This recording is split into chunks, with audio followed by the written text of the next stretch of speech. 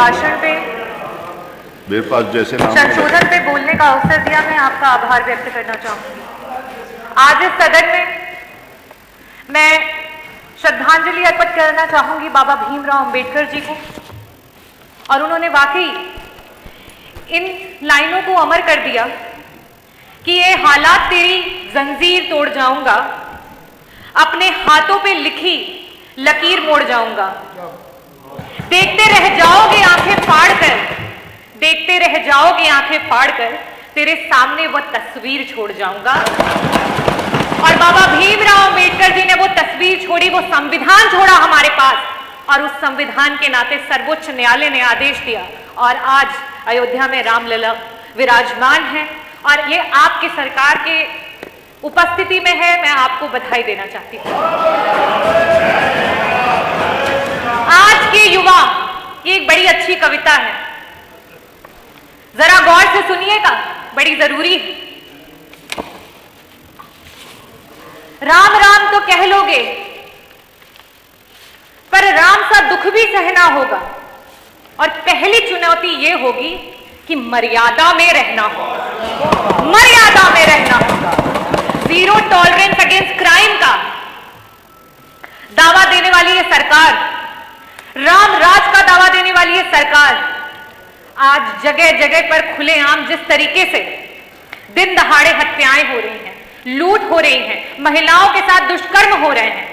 मैं अगर अपने विधानसभा और अपने जनपद की बात करूं, दिन दहाड़े प्रजापति समाज के 2 बच्चों को गला रेत करके मार दिया गया, एक पटेल समाज के डॉक्टर की दिन दहाड़े गोली मार करके हत्या कर दी गई, मेरी विधानसभा में बिशुनपाल व्यक्ति की हत्या कर दी गई मार के, साथ ही साथ मननी विधानसभा में एक सुनार की गोली मार करके हत्या कर दी गई। अध्यक्ष जी, आईआईटी बीएचयू की एक छात्रा के साथ जो वारदात हुई वो किसी से छुपी नहीं है कि किस तरीके से उसके साथ सड़क पे खुलेआम दुष्कर्म किया गया, और ऐसी ना जाने कितनी हजारों वारदातें हैं जो रोज हुई जा रही हैं। आप क्या कहते हैं, क्या ये पुलिस की नाकामी है, क्या ये पुलिस की गलती है, या ये उन युवाओं की गलती है जो आजकल क्राइम की ओर बढ़ता चला जाता है, जा रहा है, क्रिमिनल बनता चला जा रहा है? नहीं, ये आपके सरकार की नाकामी, ये आपके सरकार की गलती है जिसकी वजह से ये हो रहा है।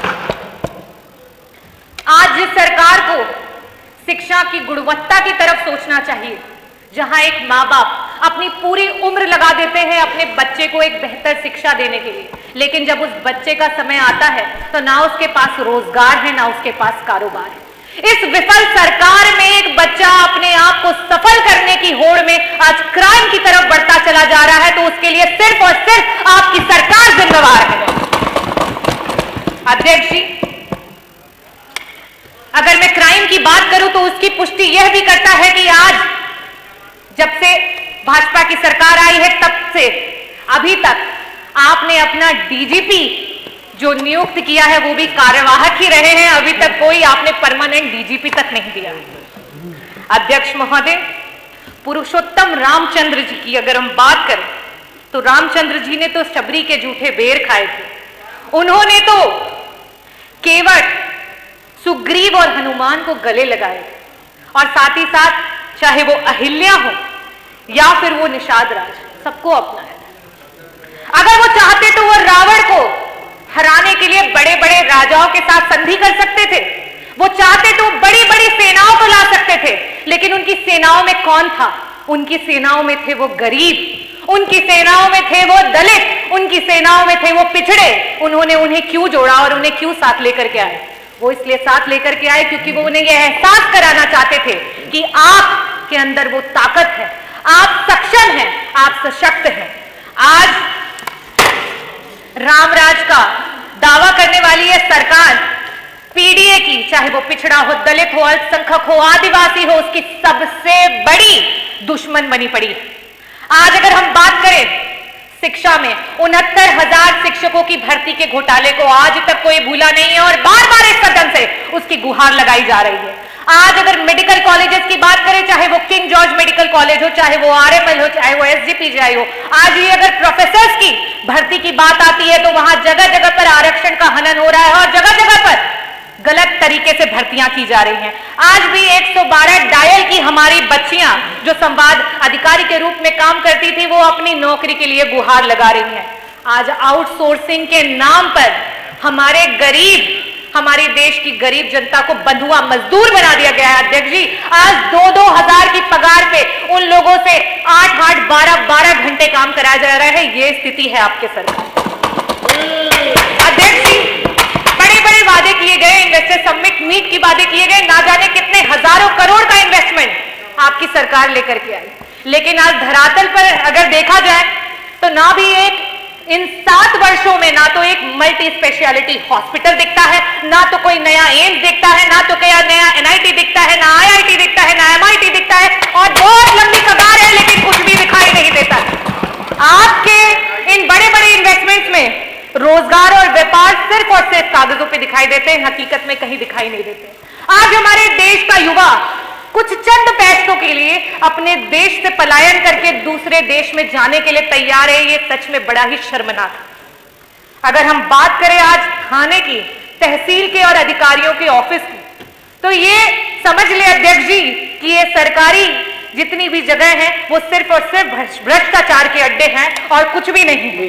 आज अगर जमीन का नाप होता है तो वो जमीन के नाप जो है वो मौखिक रूप में आदेश होते हैं। आज तो लिखित भी बंद हो गया है, क्योंकि जब जितनी रिश्वत आती है उस हिसाब से ये नाप बदल जाते हैं। अध्यक्ष जी, ये आपकी सरकार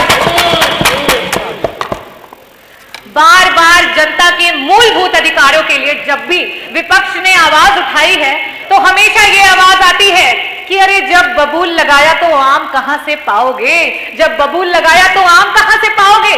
जब से समाजवादी पार्टी की स्थापना हुई उस तब से लेकर के अध्यक्ष जी आज तक का अगर कार्यकाल देखा जाए तो अगर समाजवादी पार्टी ने 12 साल सत्ता पे राज किया है तो आपको 13 साल हो चुके हैं। और उसके बाद मैं आज आपको यह बता सकती हूं कि समाजवादी पार्टी ने मेट्रो लाइन बनवाई, समाजवादी पार्टी ने एक्सप्रेसवे बनवाया, समाजवादी पार्टी ने गोमती रिवर फ्रंट बनवाया, एकाना बनवाया, मेदांता बनवाया, इलेक्ट्रिसिटी प्रोडक्शन यूनिट बनवाई। सबसे बड़ी बात, उन्होंने बच्चों को साक्षरता देने के लिए जगह जगह लैपटॉप बांटे, उन्होंने best park Janeshwar Mishra park बनवाया, उन्होंने पुलिस हेडक्वार्टर बनवाया, आज जहां पे सीएम बैठते हैं, लोक भवन बनवाया, एम्बुलेंस दिया और साथ ही साथ डायल 100 दिया, जिसे आज आप 112 के नाम से इस्तेमाल कर रहे हैं।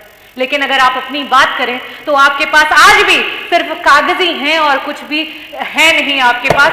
तो सिर्फ कोरे कागज लेकर के आप बैठे हैं और रामराज की बात करते हैं। और अध्यक्ष जी, अगर आज रामलला जी भी इन स्थितियों और परिस्थितियों में होते तो आज भारतीय जनता पार्टी की सरकार को यह अवश्य ही कहते कि राम राम के जाप में तेरे पहले सा आराम नहीं, राम नाम के जाप में तेरे पहले सा आराम नहीं, जबरदस्ती के जय श्री राम में सब कुछ है बस राम नहीं, सब कुछ है बस राम नहीं। मैं सिया राम को नमन करती हूं।